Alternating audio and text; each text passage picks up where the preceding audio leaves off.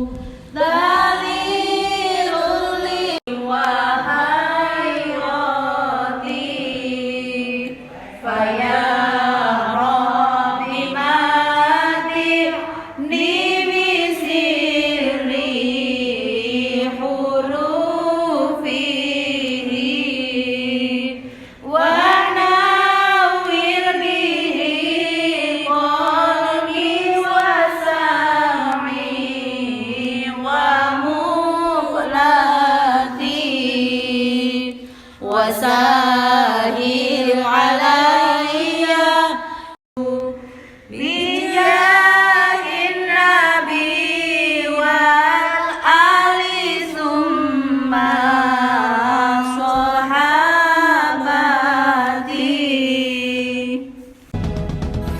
Segala damai datang saatnya menjelang. Ku rasakan lagi sejuk di peluknya. Halus tutur kata yang selalu tercipta. Melalui Minumannya masih minumannya masih bapak-bapak malah ngerokok.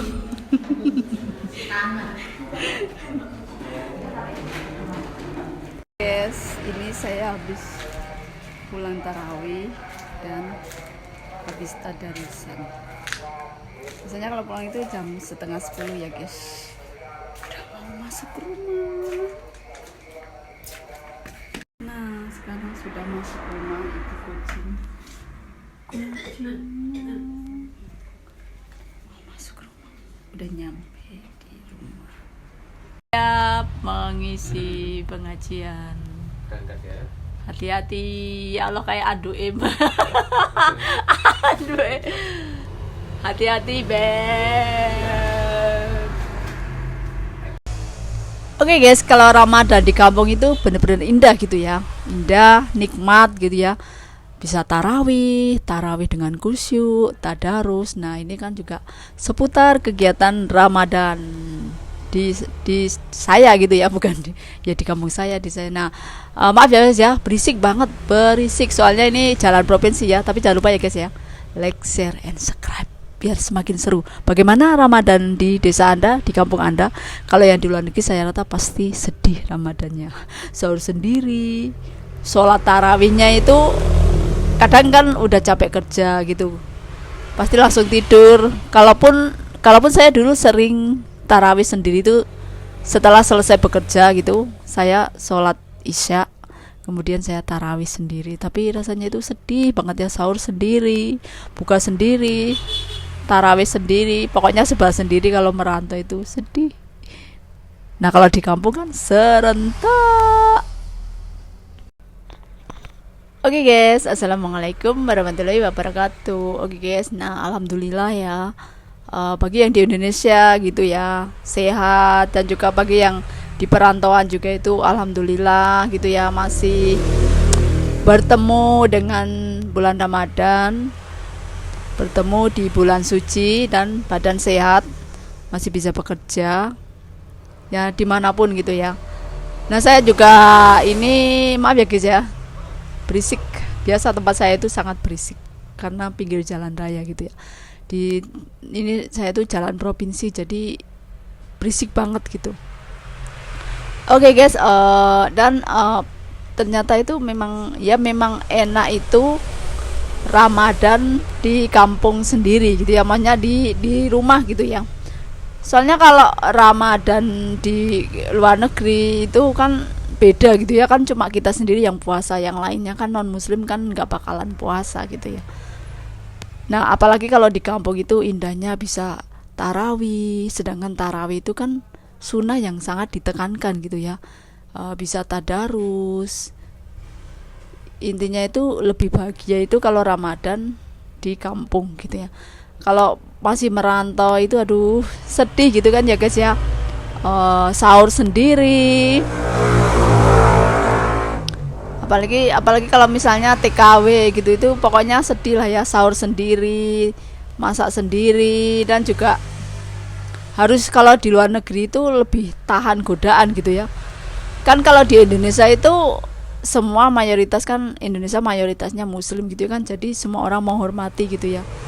Kalau di luar negeri itu kan nggak tahu, mereka taunya Islam itu nggak makan babi gitu, nggak, mereka bahkan benar-benar nggak tahu kalau Islam itu harus sholat sehari 5 kali, kalau bulan Ramadan harus sahur. Itu bahkan ada teman-teman saya itu yang sengaja nggak puasa, emang katanya bosnya itu nggak boleh puasa, nggak mengizinkan puasa gitu, katanya takut nanti pekerjaannya meninggal gitu kan, aneh gitu ya. Nah makanya ya bersyukur kalau yang bosnya atau majikannya itu baik, mengerti gitu. Tapi sebaik-baiknya bos, sebaik-baiknya majikan itu akan beda ya guys ya, lain dengan di rumah sendiri, lain dengan kerja di Indonesia gitu ya. Ya tapi apapun ya, itu kan niatnya juga sedang mencari uang, mencari rezeki gitu ya. Yang penting kan kalian sehat dan juga untuk membantu perekonomian gitu. Nah guys, ini selama bulan Ramadan itu benar-benar nikmat gitu ya. Di kampung itu bisa kuliah subuhan ya bukan bulan Ramadan doang ya, maksudnya kalau tiap hari juga saya ke masjid, tiap hari sholat gitu ya, maksudnya tiap hari maghrib ke masjid, subuh juga tiap hari ke masjid. Tapi bulan Ramadan ini kan lebih indah gitu ya, lebih indah, lebih khusyuk, apalagi kan pahalanya itu dilipat gandakan gitu ya. Dan juga berbanyak sedekah gitu, membantu, apalagi juga bikin takjil itu kalau di kampung saya ini bergiliran gitu ya.